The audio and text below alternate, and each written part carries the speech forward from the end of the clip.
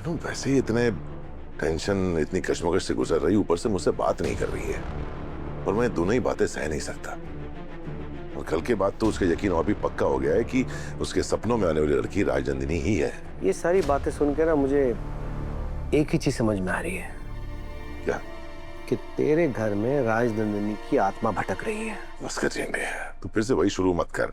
मुझे इन सब बातों में कोई विश्वास नहीं है। कुछ बातें विश्वास की होती हैं, कुछ बातें अविश्वास से परे होती हैं। मैंने सुना है कि जब किसी की अचानक से मौत हो जाती है तो उनकी आत्मा को मुक्ति नहीं मिलती, क्योंकि उनकी ना कुछ इच्छाएं पूरी नहीं होती, अधूरी रह जाती है। किसकी इच्छाएं अधूरी रह गई?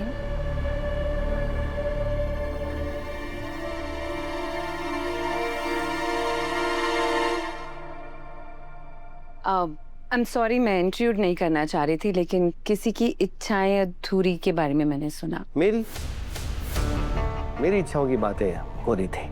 क्या ना मीरा मैडम, मैंने बचपन में सपने बहुत देखे थे पर कुछ हुआ नहीं। मेरी बहुत सारी इच्छाएं अधूरी रह गई। इच्छाओं को पूरा करना तो हमारे हाथों में ही होता है। इंसान अगर ठान ले तो उसकी सारी इच्छाएं पूरी हो ही जाती हैं। चल आर्या, मैं चलता हूँ।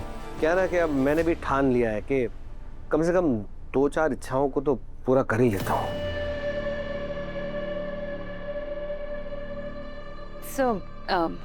अब से मैं रेगुलरली ऑफिस आऊंगी। आई मीन शादी के बाद थोड़ा सा एब्सेंट थी, बट अब से मैं फुल टाइम काम पे ही रहूंगी।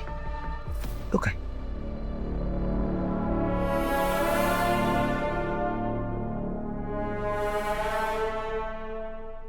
मेरा और कोई बात? सर, मुझे ये पूछना था कि मुझसे कोई प्रॉब्लम हो गई है क्या? आप मुझसे ठीक से बात नहीं कर रहे हैं। मेरा क्या, तू मुझे कुछ देर के लिए अकेला छोड़ सकती है? मुझे इस बारे में कोई बात नहीं करनी। ओके सर, मैं बाकी की मीटिंग सब हैंडल कर लूंगी। आप प्लीज टेंशन मत लीजिए। Thank you.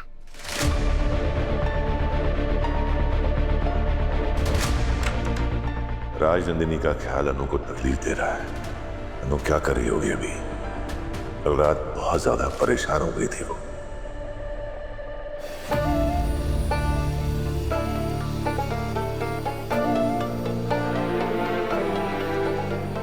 सर, मुझे बिना बताए ही ऑफिस चले गए। सच्ची इतना अपसेट हो गए वो मुझसे। वो भी तो मेरी बात मानने को तैयार कहाँ है कि मुझे सचमुच सपनों में राजनंदिनी जी ही दिखती है। राजनंदिनी जी ही है। उन्हें तो मैं कहीं भी पहचान सकती हूँ। तुमने राजनंदिनी का चेहरा देख लिया?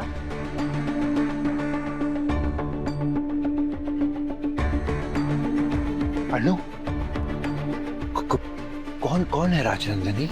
यश भैया, कल रात मैंने इस बारे में किसी और से कोई बात मत करना, वरना बेकार में बात पड़ेगी। कुछ नहीं, वो मैं नहीं देख पाई उनका चेहरा। अनु, तुमने मुझे अगर अच्छे से बता देती ना इस बार, तो मैं ना उनकी ड्राइंग बनाता। तुम एक काम करो, तुमने मुझे बहुत अच्छे से बताओ कि उसका चेहरा कैसा दिखता है, तो मैं ना उसकी प्रॉपर ड्राइंग करूंगा, ड्राइंग।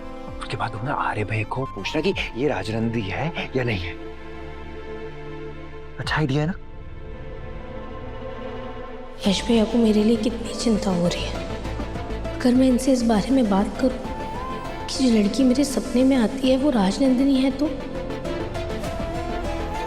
नहीं, ऐसा नहीं कर सकती। हरीश सर ने मुझे इस बारे में किसी से भी बात करने के लिए मना किया है।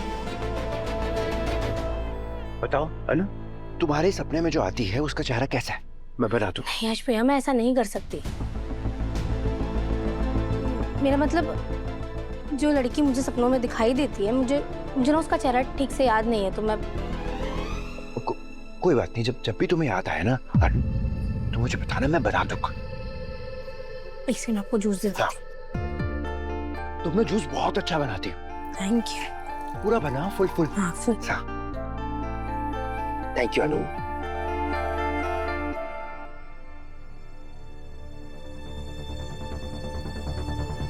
मैं उनका चेहरा तो कभी भी नहीं भूल सकती, और कल रात के बाद तो मेरा शक यकीन में बदल गया है कि वो राजनंदिनी जी ही थी।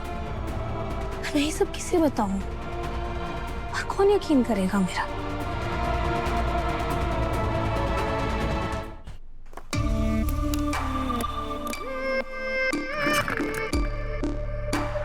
मुझे अगर ऑफिस रेगुलर आना है तो सब कुछ मेरे अकॉर्डिंग ही प्लान करना होगा।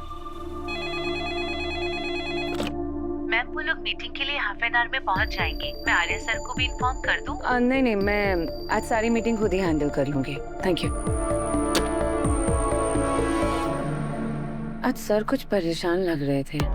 कमरे में जाने के बाद सर और अनु के बीच में कोई तो बात हुई है। झेंडे से भी वो इसी बारे में बात कर रहे थे और मेरे पूछते ही उन्होंने बात चेंज कर दी।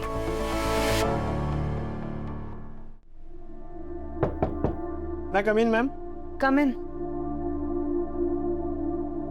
सर को उनकी मेडिसिन दी? जी मैम, पर पता नहीं सर को आज क्या हो गया है। अपनी कैबिन से बाहर ही नहीं निकले। मैं दवाई लेके गया सर के पास तो सर बहुत टेंशन में लग रहे थे। ठीक है, तुम जाओ। कुछ तो करना होगा, लेकिन सबसे पहले मुझे आर्य सर से बात करनी होगी। घर पर तो चाहकर भी मैं उनकी जिंदगी में दखल नहीं दे सकती, क्योंकि वो उनकी दुनिया है। लेकिन यहाँ इस ऑफिस में ही सर की जिंदगी पे सिर्फ मेरा ही हक रहेगा। मुझे यहाँ वापस से अपनी वही पोजीशन बनानी होगी जहाँ आर्य सर का एक भी फैसला मुझसे बिना पूछे गुजरे ना। मुझे सिर्फ उनकी जिंदगी में वापस नहीं आना है, बल्कि उनकी जिंदगी की जरूरत बनना है।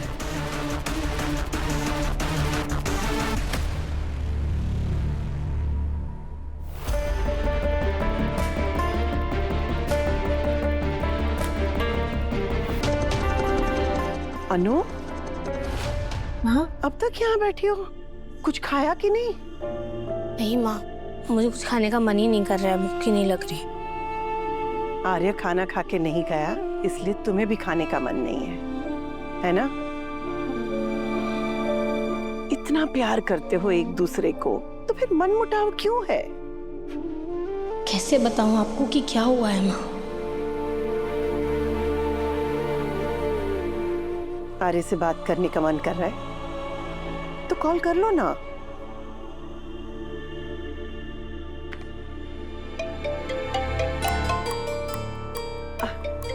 देखो, यहाँ तुम उसके लिए परेशान हो रही हो और वहां वो तुम्हारे लिए परेशान हो रहा है।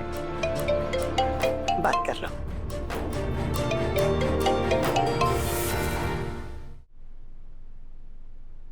हेलो। अनु, तुम ठीक तो हो ना? हाँ मैं ठीक।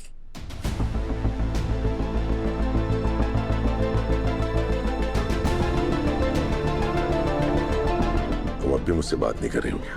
नहीं, मैंने कब कहा? ऐसा तो कुछ नहीं है। तो फिर इतनी रूखी रूखी से क्यों साउंड कर रही हो? तो सर मैं और आपसे क्या बात करूं? आप मेरी बात तो मानने के लिए तैयार नहीं है और आपने मुझसे घर में भी किसी को भी कुछ कहने के लिए मना कर दिया है। सर आप मेरा विश्वास कीजिए। मुझे तो खुद समझ नहीं आ रहा है कि राजनंदिनी जी मेरे सपनों में क्यों आती हैं। पर मैं झूठ थोड़ी बोलूंगी, मैं जो कह रही हूँ। ये सब भूल जाओ। वो राजनंदिनी मेरा अतीत थी, वो इस दुनिया में नहीं है। उसके बारे में बात करने का कोई मतलब नहीं है और इसीलिए मैं तुम्हें उस कमरे में नहीं ले जा रहा था। लेकिन तुमने मेरी बात नहीं मानी।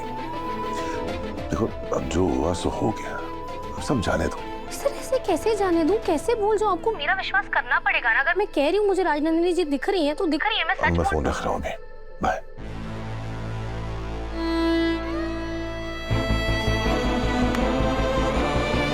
समझ नहीं आ रहा है कैसे यकीन दिलाऊं आर्य सर को कि मैंने सच में राजनंदिनी जी को ही देखा था।